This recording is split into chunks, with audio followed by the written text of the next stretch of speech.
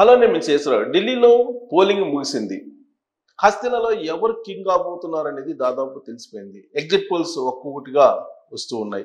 తెలుగు రాష్ట్రాలకు సంబంధించినటువంటి పైనీర్ అనేటువంటి సంస్థ తొలి ఎగ్జిట్ పోల్ ని అనౌన్స్ చేసింది. దాని ప్రకారం ఢిల్లీలో ఎవరు కింగ్ కాబోతున్నారు అనేది మీ ముందు ఉంచేటువంటి ప్రయత్నం చేస్తాను. హోరాహోరీగా అక్కడ ప్రచారం జరిగింది. ఢిల్లీలో పోలింగ్ కూడా హోరాహోరీగా జరిగింది. అయితే ఓటర్ల నాడిని పసిగట్టినటువంటి కొన్ని సంస్థలు ఎగ్జిట్ పోల్స్ ని అనౌన్స్ చేసి మరి పైనీర్ సంస్థ ఆంధ్రప్రదేశ్ ఎన్నికల్లో కూడా ఎగ్జిట్ పోల్స్ లా కానీ ప్రీ పోల్స్ లా కానీ ఎగ్జాక్ట్ గా చెప్పినటువంటి సంస్థ. సో అది ఇచ్చినటువంటి ఎగ్జిట్ పోల్ రిజల్ట్ ఏంటనేది ఒకసారి చూద్దాం. Delhi assembly elections 2024 exit poll AAP, BJP, Congress.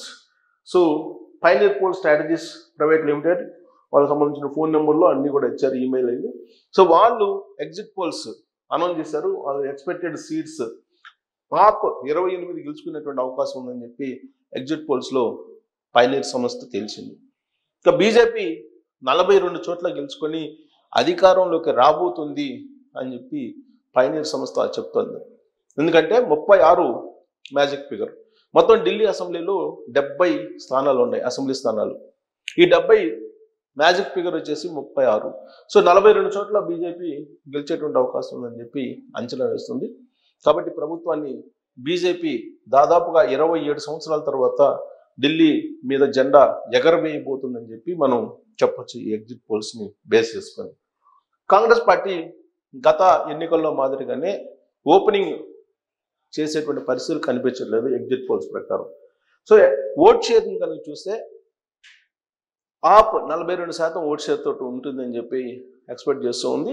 అలాగే బీజేపీ 46% ఓట్ షేర్ ఉండేటువంటి అవకాశం ఉంది అంటున్నారు. కాంగ్రెస్ పార్టీ కేవలం 8% మాత్రమే షేర్ చేసుకునేటువంటి అవకాశం ఉంది అంటున్నారు. అదర్స్ 4% ఓట్ షేర్ ఉంటుందని ఎక్స్పెక్ట్ చేస్తూ ఉంది పైనీర్ సంస్థ ఎగ్జిట్ పోల్లో. The summary of study in Delhi state assembly election 2025 background. ఈ మొత్తం ఎగ్జిట్ పోల్ చేసినప్పుడు వాళ్ళు అబ్జర్వ్ చేసినటువంటి అబ్జర్వేషన్స్ చూస్తే కనుక AAP has held power in Delhi for the past 3 terms. 3 terms అక్కడ ఆప్ అధికారంలో ఉంది. గవర్నమెంట్ ఫామ్ చేసింది 2013లో బీజేపీ అలయన్స్ తోటి. సో అది యాంటీ ఇన్కంబెన్సీ అనేది ఈసారి పనిచేసింది. దాంతో బీజేపీ ఈసారి మార్జినల్ విక్టరీ సాధించబోతుంది, ప్రభుత్వాన్ని ఏర్పాటు చేయబోతుందని చెప్పి అంచనా వేసింది. కేవలం ఆప్ 3 సార్లు అధికారంలోకి వచ్చింది. ఆప్ మీద ఉన్నటువంటి ప్రజా వ్యతిరేకత ఏదైతే ఉందో అది ఈసారి పనిచేసిందని చెప్పి ఎక్స్పెక్ట్ చేస్తున్నారు ఎగ్జిట్ పోల్స్ లో. గతంలో వచ్చినటువంటి రిజల్ట్ కనుక మనం చూస్తే ప్రీవియస్ ఎలక్షన్స్ లో 2013 ఎలక్షన్స్ లో ఆప్ 28 సీట్లను గెలుచుకుంది, బీజేపీ 32 సీట్లను గెలుచుకుంది, కాంగ్రెస్ 8 సీట్లని గెలుచుకుంది. అక్కడ అప్పట్లో అలయన్స్ గవర్నమెంట్ ఏర్పడింది. ఇక 2015లో వచ్చినటువంటి మధ్యంతర ఎన్నికలు దాంట్లో ఆప్ ఏకంగా 67 సీట్లను గెలుచుకుంది, బీజేపీ కేవలం 3 స్థానాలకి పరిమితమైంది. కారణం ఏంటంటే బీజేపీ కారణంగానే ఢిల్లీ ప్రభుత్వం పడిపోయింది అనేది అప్పుడు ప్రజల్లో ఉన్నటువంటి అభిప్రాయం. అందుకే బీజేపీ 3 స్థానాలకి పరిమితమైంది 2015లో. ఇంకా 2020లో జరిగిన ఎలక్షన్స్ లో ఆప్ 62 స్థానాలను గెలుచుకుంది, బీజేపీ 8 సీట్లను గెలుచుకుంది. 2015లో కానీ 2020లో కానీ కాంగ్రెస్ పార్టీకి ఎక్కడ ఓపెనింగ్ లేదు, ఒక్క సీటు కూడా లేదు. వరుసగా 3 సార్లు షీలా దీక్షిత్ సీఎంగా ఉన్నారు కాంగ్రెస్ తరఫు నుంచి.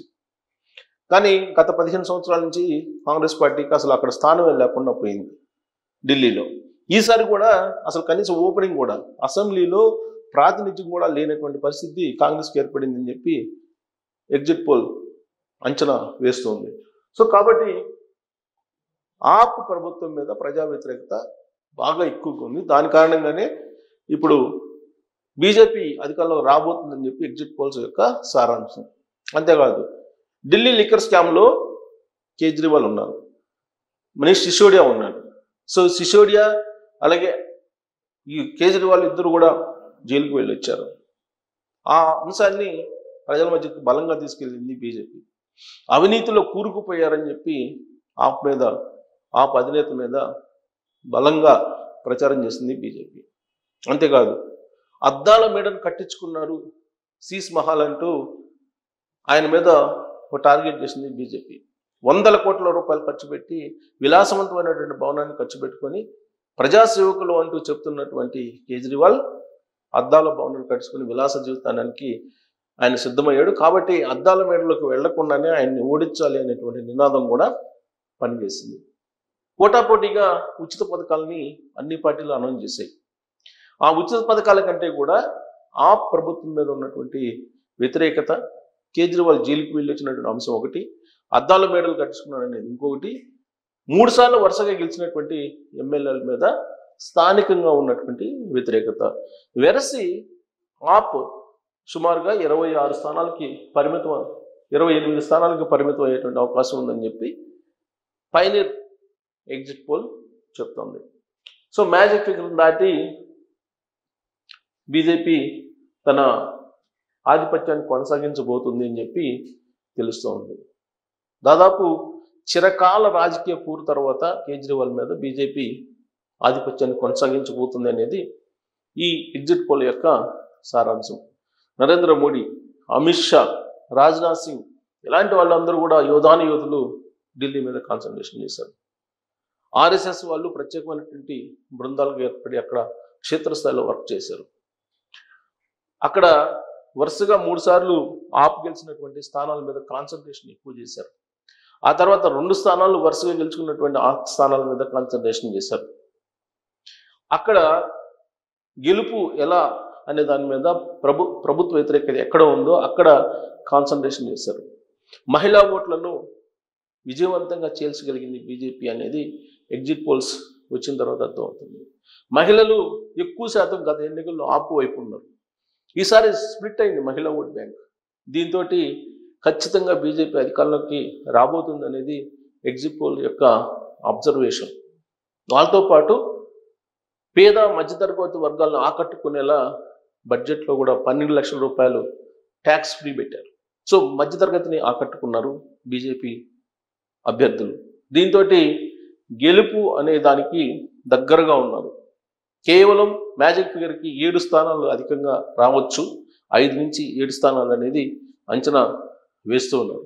ఎలక్షనీరింగ్లో చివరి రోజు 4, 5 తేదీల్లో బీజేపీ, ఆర్ఎస్ఎస్ చాలా వ్యూహాత్మకంగా వ్యవహరించింది. దాని ఫలితంగానే బీజేపీ ఢిల్లీలో అధికారంలో రాబోతుంది, అక్కడ జెండా ఎగరవేయబోతున్నారు దేశ రాజధానిలో అనేది వినిపిస్తుంది. మరి పైనీర్ సంస్థ వేసినటువంటి ఎగ్జిట్ పోల్స్ గతంలో కరెక్ట్ అయ్యాయి చాలా వరకు. ఈసారి కూడా ఢిల్లీ ఎలక్షన్లో కరెక్ట్ అయ్యేటువంటి అవకాశం ఉందని చెప్పి తెలుస్తోంది. మరి ఈ ఎగ్జిట్ పోల్ నిజం అవునా కాదా అనేది మనకి రిజల్ట్ వచ్చే రోజు సమీపంలోనే ఉంది, 8వ తారీఖు. ఆ రోజు అది ఎగ్జిట్ పోల్ యాక్యురేటా కాదా అనేది మనకు తెలుస్తుంది. ఇప్పటి వరకు ఎగ్జిట్ పోల్ అయితే పోలింగ్ ముగిసిన తర్వాత చేసినటువంటి ఎగ్జిట్ పోల్ అయితే బీజేపీ మార్జినల్ మెజార్టీ తోటి, స్వల్ప మెజార్టీ తోటి మ్యాజిక్ ఫిగర్ని దాటుకొని అధికారంలో రాబోతుందని చెప్పి మన అంచనా వేస్తుంది ఈ సంస్థ. మరి ఈ సంస్థ అంచనా కరెక్టా కాదనేది మరొక 2